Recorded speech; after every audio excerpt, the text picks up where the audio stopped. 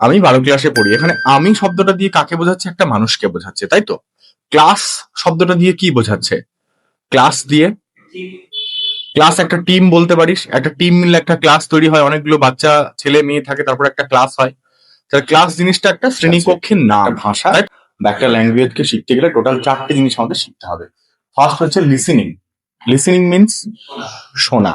আমাকে যে কোনো ভাষা শিখতে গেলে আগে সেটাকে শুনতে হবে, শুনতে হবে ভালোভাবে, ক্লিয়ারলি শুনতে হবে। সেকেন্ড কি আছে? রিডিং। রিডিং মানে সেটা রিডিং শুধু নর্মাল রিডিং নয়, রিডিং চেষ্টা করতে হবে স্পষ্ট উচ্চারণের রিডিং এবং জোরে জোরে। তারপরে আসছে রাইটিং অ্যান্ড দেন স্পিকিং।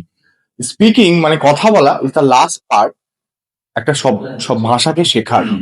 একটা ভাষাকে আগে আমরা যদি এর বাচ্চা ছেলে যখন ছিলাম তখন কি আমরা গ্রামার শিখেছি বাংলা ভাষা বলতে? শিখিনি। তাহলে একটা ভাষাকে শিখতে গেলে বা একটা ভাষাকে জানতে গেলে আগে আমাকে ভালো করে শুনতে হবে ভাষাটা। ইংরাজি ভাষাকে ভালো করে শুনতে হবে, তারপর সেটা রিডিং পড়তে হবে, তারপর রাইটিং।